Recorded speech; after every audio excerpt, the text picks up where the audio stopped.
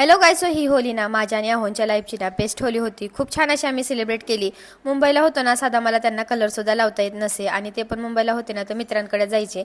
पण इकडे ना आम्ही खूप एन्जॉय केला. खूप छान अशी होली सेलिब्रेट केली. एक दिवस आधीच आमची होळी चालू झालेली, कारण होळीचा शूट घ्यायचा होता. मग मी साडी वेअर केलेली, छान असे ना त्यावरती फोटो काढले, व्हिडिओ काढले आहोंसोबत. त्यानंतर ना दुसऱ्या दिवशी होळीच्या ना मला पुरणपोळी बनवायची होती. मग काय आहोंना लावलं कामाला पुरण बारीक करायला. अर्ध मी केलं, अर्ध आहोंनी केलं. 2 तासाच्या मेहनतीनंतर ना मस्त पुरणपोळी, भात, आमटी, कुरवडी आणि या टाइमला ना भजी पण केलेली.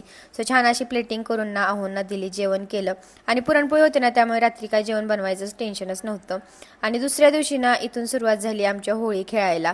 अहो नुसतेच मला बोलत होते, तुला ना खूप कलर लावणार आहे. आता 5 वर्षात कधी ह्यांनी मला कलर सुद्धा लावला नाही. मला कसं खरं वाटेल. आणि गपचूप ना कलर सुद्धा आणून ठेवलेला. सकाळी मी उठले, आंघोळ वगैरे केली, नाश्ता केला आणि आरूला विचारत होते की तुला नाश्त्याला काय बनवू.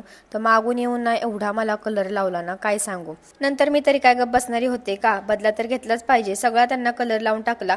आरूला तर पूर्ण कलरने भरून टाकली. तिला पण नाही खूप भारी वाटत होतं.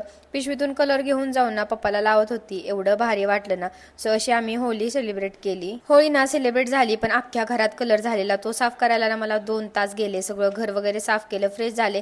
आता टाइम होता ना पोटोबाचा. अहोनी ना त्यांच्यासाठी मटण आणलेलं, माझ्यासाठी चिकन, ते बनवायचं होतं. फटाफट ना मग तयारीला लागले. चिकनचं सुक्कं, चिकनचं कालवण, मटणचं कालवण, भात भाकरी असं जेवण बनवलं.